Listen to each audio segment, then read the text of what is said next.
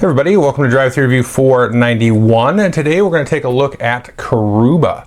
Now this is another game from Haba. I just reviewed another game called Adventureland, which is also a Haba game. Haba, of course, is known for games targeting small children.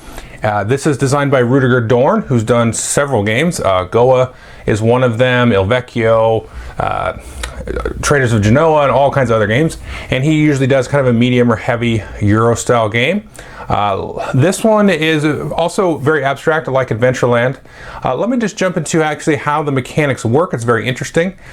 So let me do that whole little bit, and then I will jump at the end there and tell you what I think of the game. Okay, here you can see components for 2 players. There's components for up to 4 players to play this game. Each player is going to get a board here of like this jungle area, and there's a few different ways you can do this, but players will basically agree to start with a certain configuration. You'll see you'll have these different explorers here in these different colors, and you'll notice that the player on the left here has his blue explorer in the same location as the player on the right, and see here's the purple temple there and there, blue temple there and there.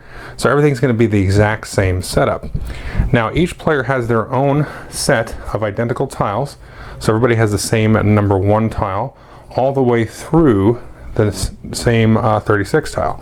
Now one of the players is going to take and shuffle up their tiles and put them face down. The rest of them will put them face up. I've gone ahead and done it in player number order. You don't necessarily have to do that. And what you're trying to do is get your explorers to their matching temple. So you're trying to get the blue explorer here to move through the jungle and get to the blue temple, and the yellow explorer here to get to the yellow temple. And now the explorers will always start on the shoreline, and the temples will always be back here in the forest. There's got to be at least 3 spaces between the matching colored pieces there. So to start the game, the player who has all their tiles face down will draw a tile and flip it up, and they'll call out 23, and then everybody's going to go and look and grab their 23 tile, and then they're going to go ahead and put it somewhere on the board. I'm just going to kind of put this out randomly. So maybe this player puts it over here, and then the other player maybe puts it in front of their brown player. Now you can put it anywhere that you like. The only real rule is that you must keep the number kind of upright. So the number has to be here in the upper left. You can't twist and turn the tile. You've got to keep it there. But I could put it over here. I could put it in the middle. I could put it like so. Now the other option that you have, let's say this player again, he draws this one. He does 24. So maybe I'll take and go ahead and just put this one, I don't know, here.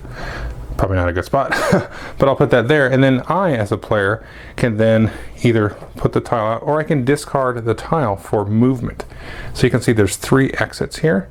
So if you discard a tile with 3 exits, you can move a piece 3 spaces. Now, you've got to have built a pathway there, of course, already. So if I had, let's just put some tiles out like this, and then let's say I had then drawn the 24, and I, as this player, I wanted to discard that, I can move this 3 spaces along the pathway. Now you can build, pathways into dead ends and so on. You don't have to line everything perfect like Carcassonne. Now if somebody pulls a tile that has this on it and I do place it on the board, I can put this out, and you can see it had that little crystal on there. I can take and put that on the board. So when I do move to that, if I do stop and land and end the movement on that particular thing, I'll take and then collect that jewel there, and I'll put that over here to the side. These are worth 1 point, and if you ever stop and land on a jewel, one of these gold jewels, these will be worth 3 points at the end of the game for each of these that you've collected. Now after you've got some more tiles here on the board, you'll eventually will possibly meet up the blue explorer with the blue temple. In that case, the first player to do so will go over here, and in a 2-player game we're going to have just these scoring markers. We'll have a 5-point marker and a 3-point marker. So if I'm the first player to get the blue explorer to meet up with the blue temple, I'll take the higher point blue marker, and then when the other player eventually does it, then they'll take the 3-point blue marker. So at the end of the game, you're going to add up all of the point markers that you've collected plus all of possibly the jewels that you've collected, and whoever has the most points will be the winner. Now let's say theoretically we both move to the blue temple on the same turn. One of us will take the 5-pointer, the other will take the 3-pointer, and then they'll take these little 1-point crystals to sort of make up the difference. So we will get the equal number of points if we land there in the same turn. Now in 3- and 4-player games there'll be some other point markers out here that you don't see, but for a 2-player game you just have the 5 and the 3. But that's the game. One player will draw a tile off the top. Everybody will look at that tile, decide if they want to put it somewhere out on their board or discard it for the amount of movement points based on the number of exits, and try to get to the matching temples as soon as possible. The game will end once all tiles have been played, or one player has reached all of the temples with all of their color, and the game will immediately end on that turn. Okay, so that is Karuba. Well, what do I think of it?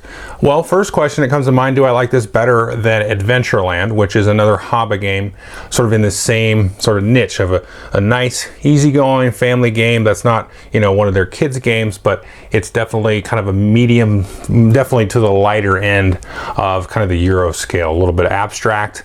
I definitely do like this better than Adventureland, although I do like Adventureland.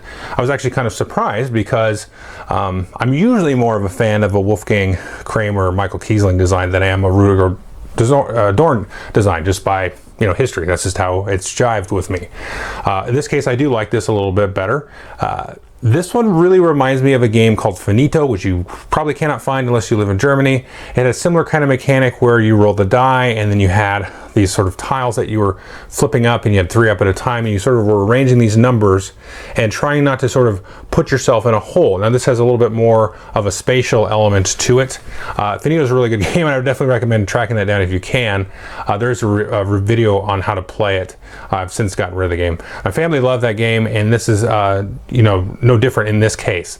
Very easy and quick to play. So you just flip a tile and decide if you want to use it to move or discard it for movement. So that's a tough decision a lot of times, because you gotta look at your 4 exit tiles, which give you tons of flexibility comparatively to place on the board versus one that's just like a straight line. If I put this cross pathway in there, then that can help me all kinds of different ways, but it's 4 movement points, so the guys can move very, very quickly. And maybe if I was a little bit smarter about how I place the tiles on the board, that 4 movement would come in very handy, because I'd be able to shoot right through, and I've got multiple pathways that I can maybe catch up another explorer that was lagging behind. Can catch them up with the 4 movement. And so there's a little bit of interesting ideas as well with the tiles, with the gold and the and the crystals on there. Do I I've got a good, I can get this guy in there, and I can land in and get the 5-pointer, so I'll use that for movement. Or do I put it out here so I can try to slowly pick that up? I can get a lot of points that way if I kind of move this guy around and have like this little area sometimes of like getting lots of little points, because if you're the first one in there, that's 5 points. But if you pick up a couple of gold and a crystal, that's going to be worth more points than it was to actually get to the temple. So there's some interesting sort of decision there on terms of the pros and cons of whatever you might be choosing to do on that particular turn. Plays very quickly. It's going to play a little bit quicker than Adventureland, probably right in that half-hour mark, especially as people play it.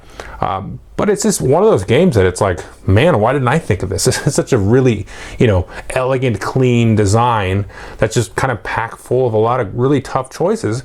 But there's no complexity there in terms of rules exceptions and things that it's going to confuse anybody that's, uncomfortable playing games.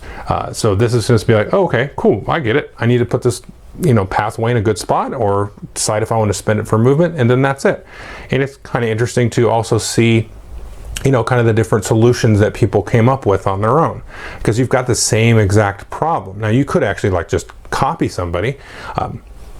There's nothing stopping anybody from doing that. There's not really any rules there necessarily preventing you from copying one other person. That would be kind of boring. So you could get in a situation with a 2-player game where somebody was just copying you, but eventually I think if you played with at least a certain age group above, or somebody that was just confident enough in their own kind of world to just go and just do whatever they wanted and kind of just explore the exploration of the thing. And I think that's what was really neat about this game, and also what's kind of neat about Adventureland also on the other side is they both have this kind of just exploratory nature through kind of the randomness of them. So in this game, you've got this, you don't know which pathways are going to be where, what order they're going to come out, and the whole decision process. And of course in Adventureland, it's kind of like, how far do I push my explorers, right and left, and what cool items or questy types of things might I find in that adventure-y kind of world. So very nice balance of the abstract and the thematic here, because I do think these are relatively thematic for how abstract they actually are mechanically. And I think that's a good hallmark of a game like this that is really going to, you know, translate to a lot of different folks to be able to kind of grab in sort of mentally and psychologically with that.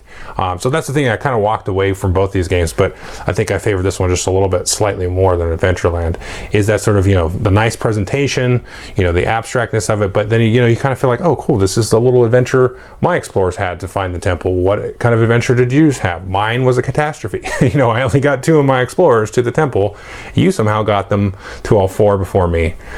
So anyway, that's the kind of cool thing that can happen with this kind of game. So I would definitely take a look at both of these games, but I think I gotta give the nod a little bit there to Karuba. So thanks.